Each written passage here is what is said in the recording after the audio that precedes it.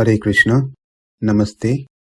Chapter 11, entitled as Vishwarupa Dharshana Yoga, Sloka 51.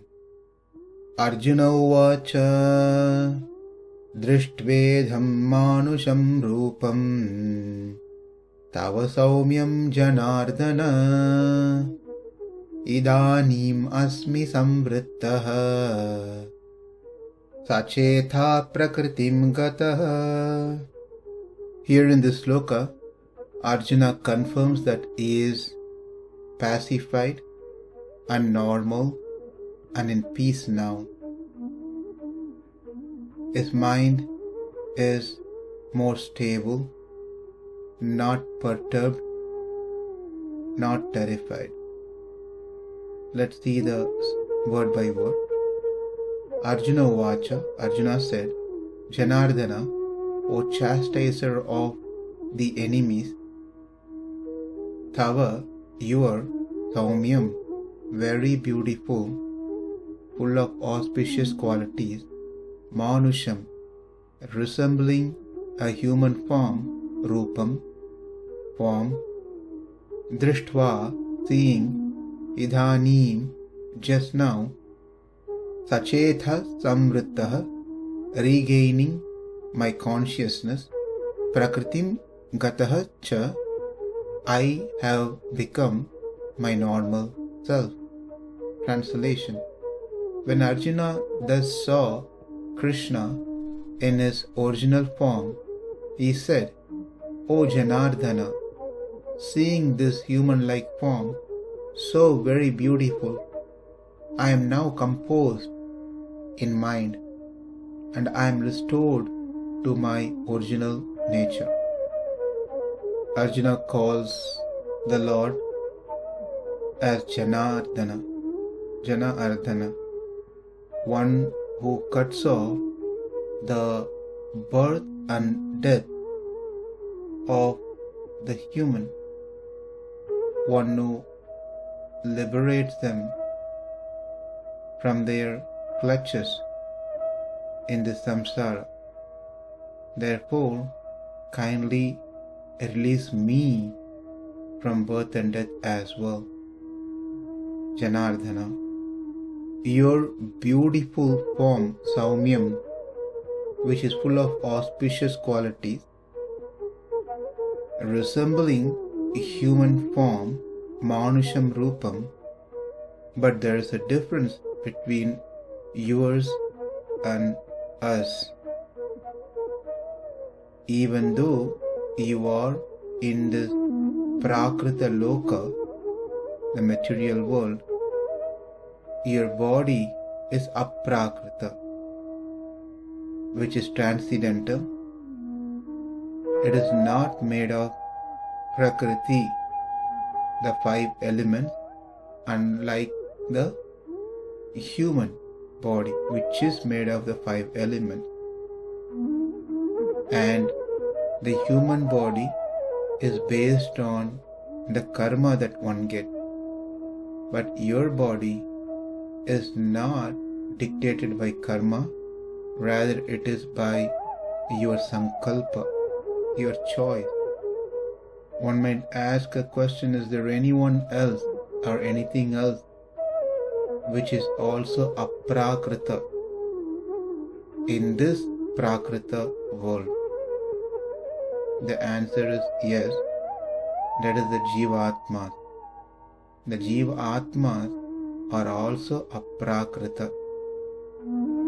They are not made of prakrita, they are not made of material element.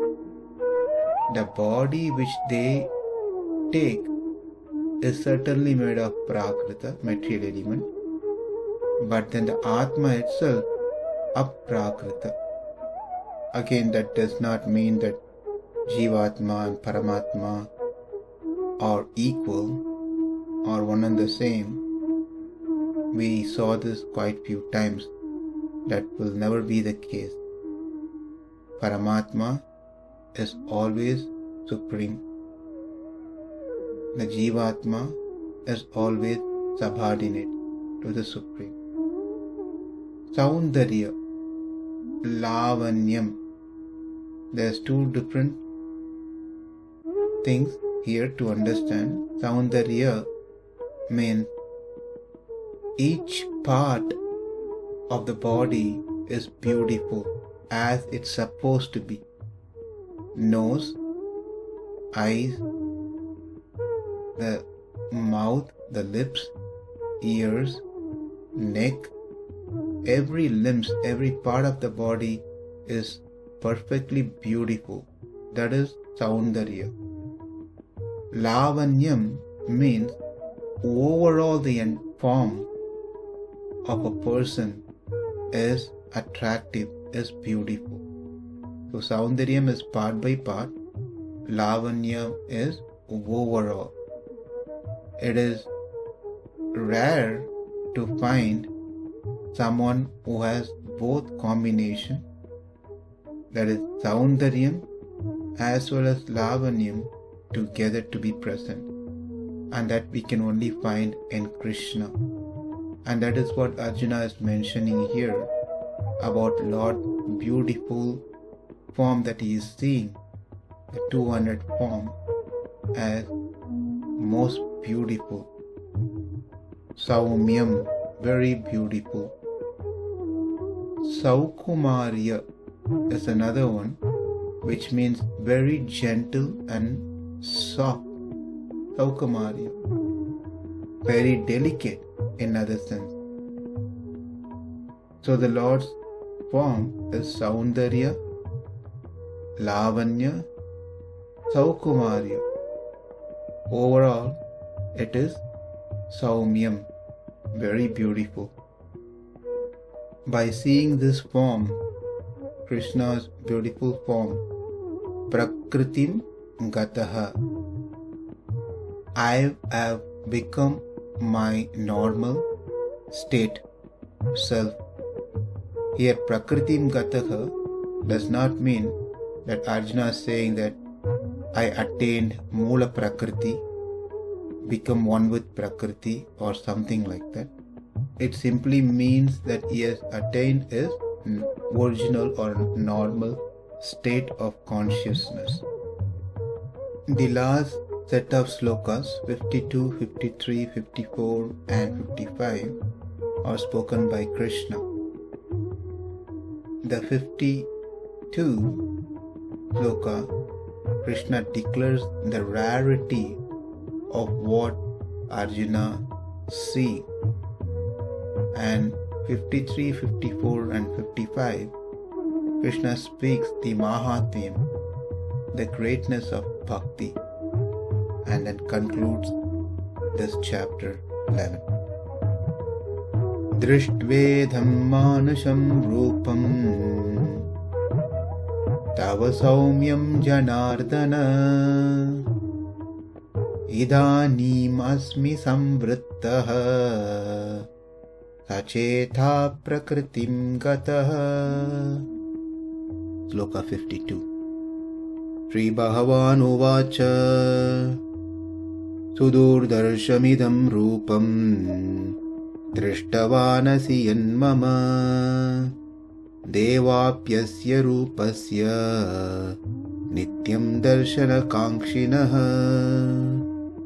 These set of 4 slokas are spoken by Kṛṣṇa and emphasizes that it is only by bhakti one can see the Lord, one can understand the Lord, one can attain the Lord. Bhakti is the upāyam, is the only mean by which one can attain parabhakti, parajñāna, paramabhakti. It is by the purvakrita, the previous punya, whether knowingly or unknowingly that is done, leads one to the association of sadhu samagama, the association of the saintly people, the devotees. In this association, one's desire to hear Shravanam gets developed, and that para bhakti stage then leads one to the next stage of parajnana, which is wanting to see the Lord. And that happened because of the desire to hear about the Lord in the association of the saintly people. And that further leads into the Parama Bhakti, which is ultimately attaining the Supreme Lord.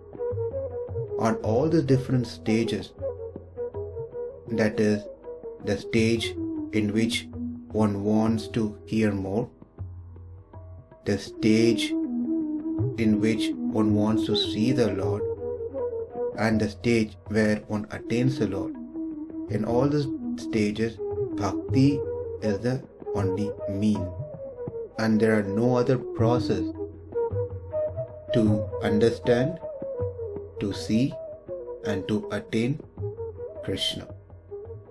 In this sloka, sloka number 52, how the Supreme Lord Sri Krishna's body is subhashrayam, is shelter of everything, has been told. Let's see the word by word.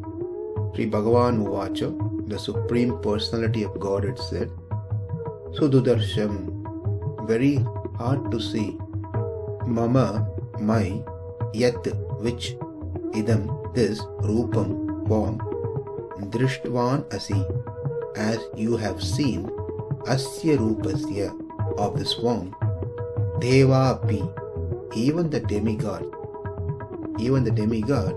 meaning who have so much merits, nityaṁ darśana-kāṅkṣiṇaḥ, are always longing to see, but have not seen it. So the question is, when the gods themselves are unable to see it, where is the possibility for the ordinary mortal to see the Lord? That is what has been posted as a question to explain that how great this form, that what Arjuna is seeing right now. The mahatmya, the greatness of the transcendental form of the Lord. Let's see the translation. The Supreme Personality of Godhead said, "My dear Arjuna, this form of mine you are now seeing is very difficult to behold. Even the demigods are ever seeking the opportunity to see this form, which is so dear." Earlier also, Kṛṣṇa had said the same thing, that no one has seen. If you remember in the 47th sloka, yenme tvadanyena na dṛṣṭapūrvam, no one has ever seen this form. And again Kṛṣṇa says the same thing here. Why is it that Kṛṣṇa repetition of the same thing as a fault, punarukti dosham? Well, it is a fault if people like us repeat things. When Kṛṣṇa does it, it has no fault. Everything has meaning to it. Moreover, He is Supreme Lord. He can repeat how many ever times He wants to. That is His choice. But that doesn't mean that there is no reason why the Lord repeats. Earlier, Kṛṣṇa said, no one has seen this form, that was the cosmic form. And when Arjuna said, I can't take this anymore, please change this form or revert back to four-armed form. At that point of time, Kṛṣṇa accepted Arjuna's request, but before the change, he said, no one has ever seen this. Over here, it is different case, that is, what the devotees see, this subhashraya, this beautiful form of mind that you are familiar with, that you like, that brings you peace, that you are pleased with, is not seen by anyone else. The devas api nityaṁ darśana-kāṅkṣiṇaḥ. The literal meaning of this statement is the devatas, the demigods, constantly hankering for the darshan of this form. But then that cannot be a right interpretation. The reason is because they are not constantly hankering. As we know, they are too busy with their heavenly activities. The heaven is such a place which has all facilities for enjoyment. They enjoy the apsaras dances, they enjoy the celestial music, and many other activities which keep them continuously busy over there. Therefore, nitya darśana-kāṅkṣiṇaḥ, constantly hankering to take your darshan, is not for devatas. Rather, darśana-nityaṁ kāṅkṣiṇaḥ, meaning they were not continuously hankering for darshan of the Lord. It is always they wanting to have the darshan of the Lord, which means they never got a chance to see this form. There's a difference between continuous and always. As we can see the difference, it's obvious. Continuous meaning without any break. The thought of Kṛṣṇa can never be separated, irrespective of whatever activities one performs. Kṛṣṇa is always in their thought. That is not the case with devatas, but they do desire to see the Lord. Have they seen the Lord? And that is what is being told by Kṛṣṇa here, that they have not seen me as I am. But didn't we see earlier in the Sloka 21 and 22 where it is said, Swasti tektva maharshi siddha sangaha tuvanti tvam stutibhi pushkalabihi rudraditya vasavo yecha sadhyaha vishvespino marutas chospamaascha gandharva yakshasura siddha sangaha vikshanti tvam vishmitas chaiva sarve. That Brahma and other celestials pay their homage to you, beholding the cosmic form, which Arjuna saw. The Rakshasas and others, on seeing it, were out of fear, running in all different directions. So over there in those slokas, we did see that some of them did see this form. And over here, Kṛṣṇa is saying, no one has seen this form. Is it not contradicting statements? They are not. They did not see the cosmic form entirely as Arjuna did. They could only behold a part of it. Even that was too much for them. The Lord did that only to remove Arjuna's delusion. So the difference is, or the important point is that whatever they saw, they only saw a part of it, did not see like Arjuna who saw the entire cosmic form. Of course, when we say entire, comparatively to those devatas, Arjuna saw much more. That's how we can understand this. Because if we say Arjuna has seen the complete cosmic form, then that means it is limited. But that's not what we learned so far. Therefore, in comparison to the devatas, Arjuna has seen much more. Whereas devatas, all they saw was only a little bit. Even seeing the little bit, they were bewildered. They were wondering with amazement. Therefore, when Kṛṣṇa says, "No one has seen my form," it is perfectly valid statement. And this is what Kṛṣṇa meant. This form of mind, which controls everything, sarvāsthitham, which is the abode, foundation and shelter of everything, sarvāshrayam, which is the cause of everything, sarva-kāranabhūtam. This is exactly what told by Kṛṣṇa in chapter 10, when Kṛṣṇa was explaining his vibhuti yoga. He was telling all this thing in detail over there.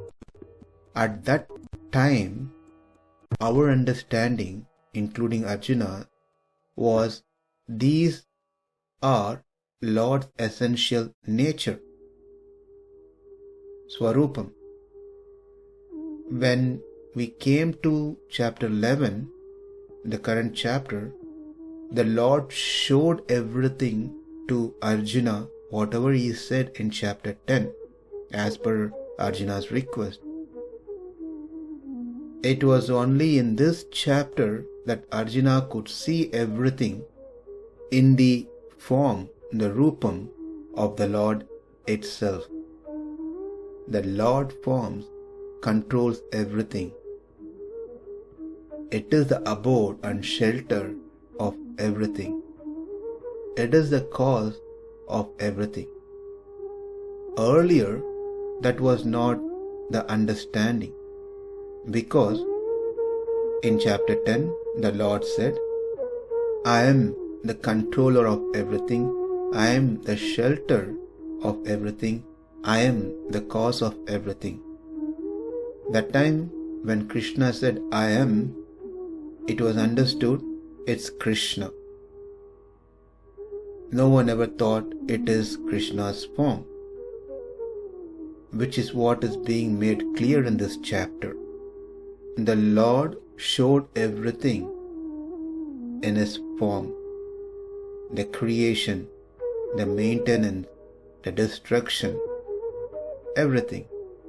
It is only possible in Lord's case. It is not possible by anyone else. Therefore, Kṛṣṇa here says that su-durdarśam idaṁ rūpaṁ. This form is very hard to see. No one has seen it. In the next two slokas, Kṛṣṇa states, "I can be attained only through bhakti. I cannot be reached by any other means. If one has devotion, even a mere human being can attain me. Bereft of bhakti, even the celestial beings, the devatas, cannot attain me. With devotion,